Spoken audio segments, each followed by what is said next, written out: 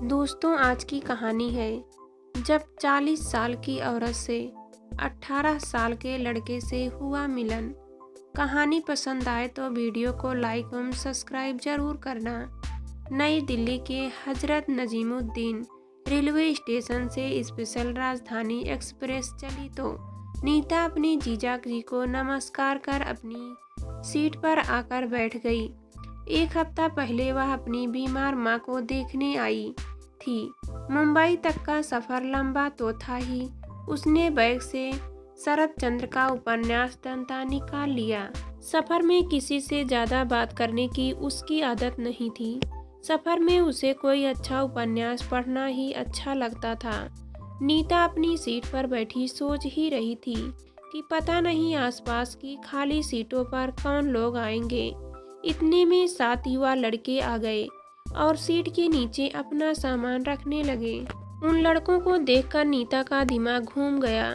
ऐसा नहीं कि लड़कों को देखकर उसे घबराहट हुई थी। वह 40 साल की आत्मविश्वास से भरी महिला थी।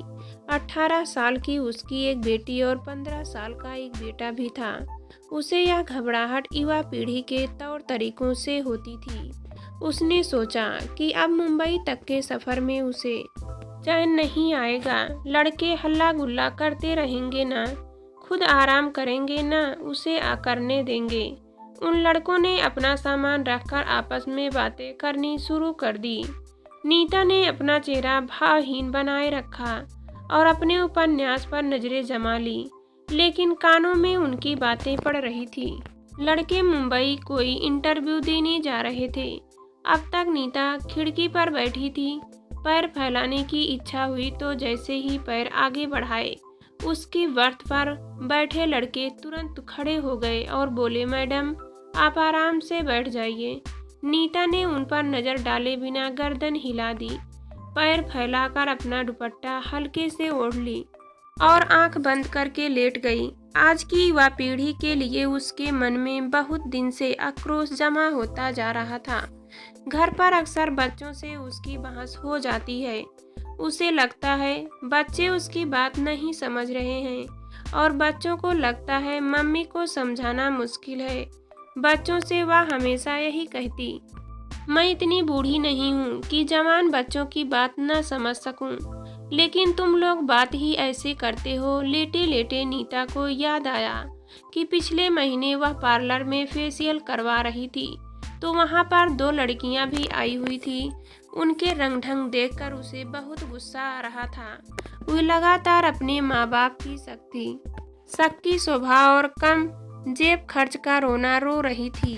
फिर धीरे धीरे उन्होंने अपने दोस्त लड़कों की आशिकी, बेवफाई और प्यार मनुहार की चर्चा शुरू कर दी थी। घर आकर भी काफी देर तक उसके दिमाग में उन लड़कियों के विचार घूमते रहे थे। मुंबई में नीता अक्सर संडे को अपने पति अमित के साथ घर से कुछ दूर पर स्थित उपवन लेक पर शाम को टहलने जाती है। लेक के चारों तरफ घने पेड़ों की हरियाली देखकर उसका प्रकृति प्रेमी मन खुश हो जाता है। वहां शाम होते होते सैकड़ों युवा जोड़े हाथों में हाथ डाले आते और करीब से करीब तर होते जाते। हर पेड़ के नीचे एक जोड़ा अपने ही मस्त नजर आता। शाम गहराते ही उनकी उन्मुखता बढ़ने लगती, किंतु वॉचमैन की बेसुरी सीटी चेतावनी की घंटी होती जो उन्हें सपने में यथार्थ में ले आती। कुछ बहुत ही कम उम्र के बच्चे होते, बराबर में स्कूल बैग रखे, बहुत ही आपत्तिजनक स्थिति में आपस में खोए रहते। नैतिकता संस्कार जिस चिड़िया का नाम है, आज का युवा वर्ग नहीं जानता। कायदे कानून व मनाने में ही उन्हें मजा आता है। इसी प्रकार का मंथन करते हुए नीता भयभीत होकर हाई ब्लड प्रेशर की शिकार हो जाती। उसे अपने युवा बच्चों की चिंता शुरू हो जाती।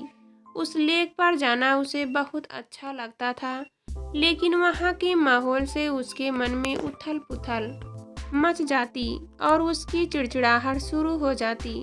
अमित माहौल को हल्के रंग से लेते, उसे समझाते भी, लेकिन नीता का मूड मुश्किल से ठीक होता।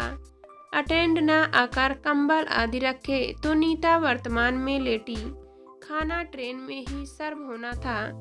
घर से वह अपने खाने के लिए कुछ लेकर नहीं चली थी।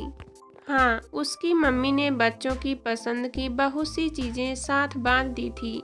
खाना खाकर नीता लेट गई तो लड़के कुछ देर तो आपस में धीरे धीरे बातें करते रहे। फिर नीता को सोता हुआ समझकर धीरे से बोले, चलो हम लोग भी लेट जाते हैं, बातें करते रहेंगे तो मैडम डिस्टर्ब होगी। नीता की आंखें बंद थी लेकिन वह सुन तो रही थी। वह थोड़ी हैरान हुई। लड़के चुपचाप अपनी अपनी बर्थ पर लेट गए।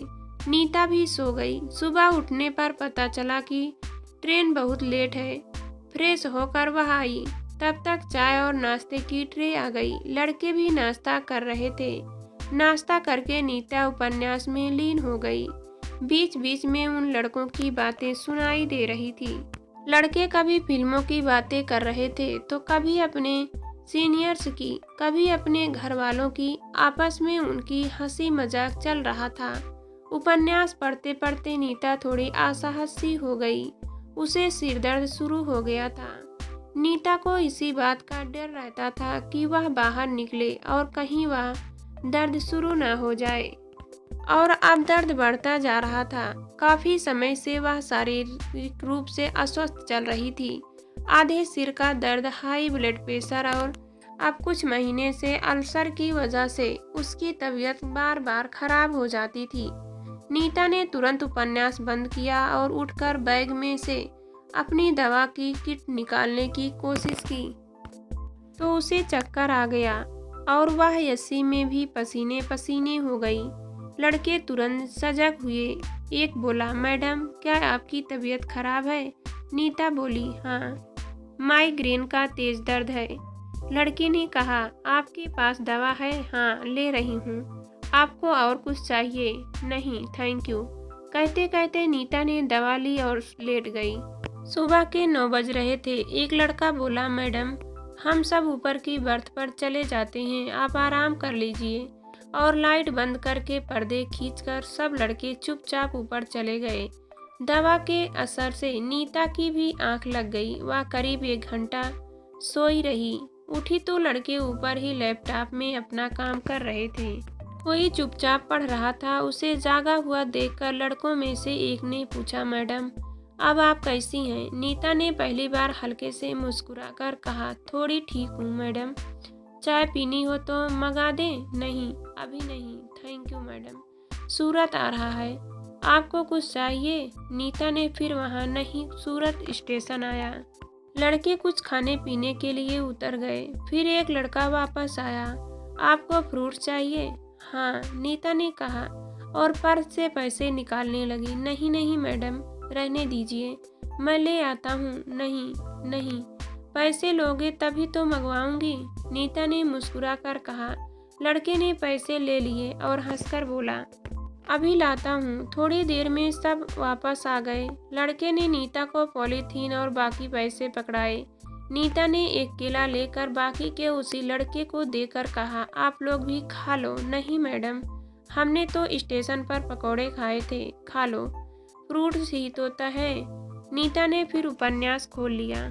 उसका मन अचानक बहुत हल्का हो चला था। तबीयत भी संभल गई थी। 11:30 बजे मुंबई पहुंचने वाली ट्रेन अब 5 बजे पहुंचने वाली थी। आज पहली बार नीता को लग रहा था कि उसने अपनी बेटी मिनी की बात मानकर मोबाइल रख लिया होता तो अच्छा होता। वह हामिद को ट्रेन लेट होने की खबर दे सकती थी। कहीं बेचारे स्टेशन पर आकर न बैठ गए हों। ठाणे से मुंबई सेंट्रल आना जाना आसान भी नहीं था। वह मोबाइल से दूर रहती थी, हाउसवाइफ थी। घर में लैंडलाइन तो थी ही। बच्चे कई बार कहते थे कि मम्मी आप भी मोबाइल ले लो, तो वह यही कहती, मुझे इस बीमारी का कोई शौक नहीं है। तुम लोगों की तरह हर समय कान में लगाकर रखने के अलावा भी मुझे कई काम हैं। मिनी ने मुंबई से चलते समय कितना कहा था, मम्मी मेरा मोबाइल ले जाओ, आप सफ़र में होंगी तो हम आपसे बात तो कर पाएंगे, आपका भी समय कट जाएगा, हमें भी आपके हालचाल मिल जाएंगे। लेकिन नीता नहीं मानी थी और आज पहली बार उसे लग रहा था कि मिनी ठीक कह रही थी।